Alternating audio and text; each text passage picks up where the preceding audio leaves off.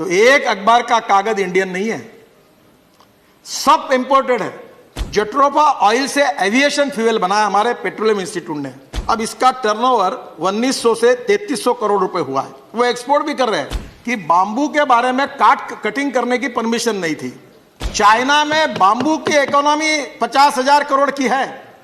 Bamboo से अचार बनता है, बांबू से कपड़ा बनता है, बांबू से फर्नीचर बनता है, बांबू कंस्ट्रक्शन में आता है, अगरबत्ती की काड़ियां बनती है, आइसक्रीम, सब बांबू से कितनी चीजें होती है।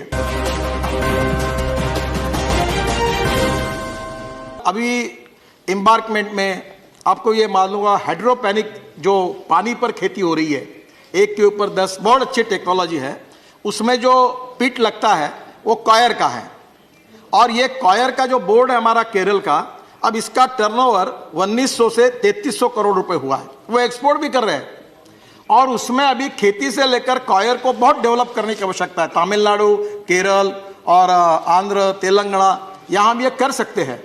आपको बता दो, बंगाल से जूट और कॉटन मिलाकर एक जैकेट आया था परसों में, पार्लियामेंट के में पहना। इतना सुंदर कपड़ा है कि इतने अच्छे अच्छे कॉम्बिनेशंस बन रहे हैं कि आवश्यकता है कि इसको ठीक प्रकार से कमर्शियली मार्केटिंग करना। अभी छत्तीसगढ़ के हमारे सांसद बोल रहे थे, इन्होंने मेटल क्राफ्ट बनाया।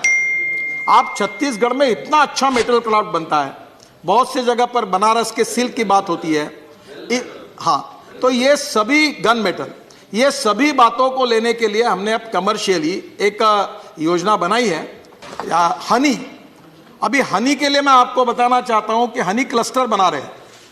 आपको बताओ, अमेज़न के साइट पर जो जम्मू कश्मीर में, उत्तराखंड में और हिमाचल में जो हाई एल्टीट्यूड पे हनी है, उसकी कीमत 5,000 रुपए किलो है, और हमारे यहाँ 200 रुपए किलो भाव है। हमने हनी का क्यूब बनाया, और अभी हनी का ऐसा सिस्टम आया है, वो मैंने बीच में प्रधानमंत्री को मैं 5 अपने लेकर कैबिनेट के मीटिंग के बाद चाय के लिए मैंने तुरंत ऐसा किया, और हनी चाय के इसमें गया। तो मैंने कहा आप एक आधे मन की बात में ये प्रचार करो कि आप शुगर नहीं, हनी लो चाय कॉफी में। तो हंसते हुए मुझे कहा कि आज तो मुझे कह रहे हो हनी वापरो, और फिर शुगर वालों की तकलीफ होगी तो फिर मेरे पास आओगे कि शुगर को मार्केट नहीं तो क्या करना। तो मैं ये आपको यही कहना चाहता हूँ, फिशिंग, बांबू, और उसके साथ जयराम जी सबसे इंपॉर्टेंट चीज है कि हमारे जंगल में, हमारे ट्राइबल सेक्टर में जो हमने अभी हाथ में लिया है, रतनजोत, मोह, साल, करंज और टोली, जट्रोफा ऑयल से एविएशन फ्यूल बना है हमारे पेट्रोलियम इंस्टीट्यूट ने। और हमारे 26 जनवरी को पिछले हमारे हेलीकॉप्टर और एयरफोर्स के हमारे fighter jet 100% bio aviation fuel पे चले। फिर हमने स्पाइस जेट का एक प्लेन देहरादून से दिल्ली 25% इससे लाया, और अब 40,000 करोड़ का हम लोग ये इंपोर्ट कर रहे हैं। और हमारे जंगल में हमारे वनवासी अगर बायो एविएशन फ्यूल बनाएंगे तो कितने वनवासियों को रोजगार मिलेगा।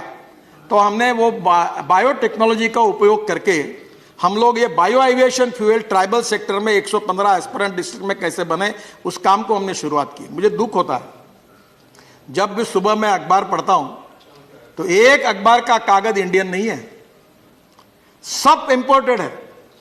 हमने हमारे पेपर मिल बंद कर दी।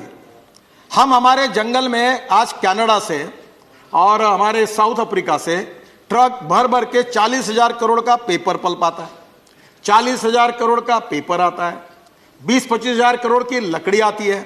हमारे यहाँ वेस्टलैंड पड़ी हुई है। मैं इकोलॉजी एंड इन्वायरमेंट का समर्थक हूँ। हमारे मोहन धारिया जी महाराष्ट्र के अभी हमारे यहाँ केंद्रीय मंत्री रह चुके हैं।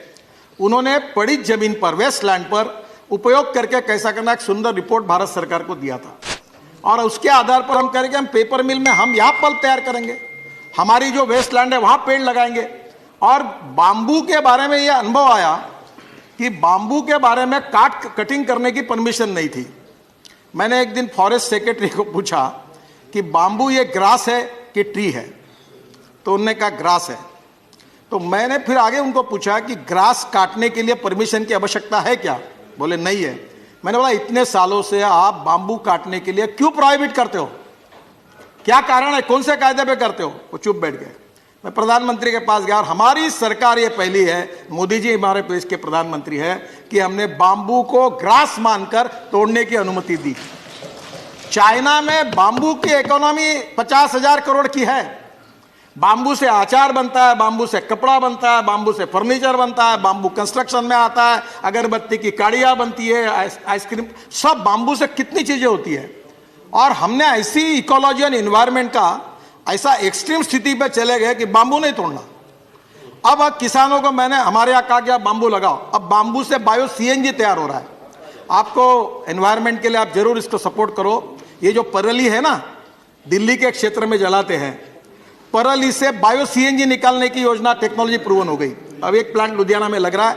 अब मैंने हमारे डिपार्टमेंट को कहा कि हम लोग गांव में ऐसे हजारों प्लांट लगाएंगे ताकि हमारे गांव के किसानों को, वहाँ के ट्राइबल लोगों को रोजगार मिले। तो पहली बात तो एक है कि आप सब लोगों ने जो कहा वो बिल्कुल सही है कि ग्रामीण क्षेत्र के लिए, कृषि क्षेत्र के लिए और वनवासी क्षेत्र के लिए और 115 एस्पिरेंट डिस्ट्रिक्ट के लिए अलग सोचना होगा, अलग टेक्नोलॉजी लानी होगी, अलग वहाँ रोजगार खड़ा करना होगा और वहाँ का पर कैपिटा इनकम, जीडीपी और ग्रोथ रेट बढ़ाना होगा, तो ही हिंदुस्तान का विकास हो सकता है।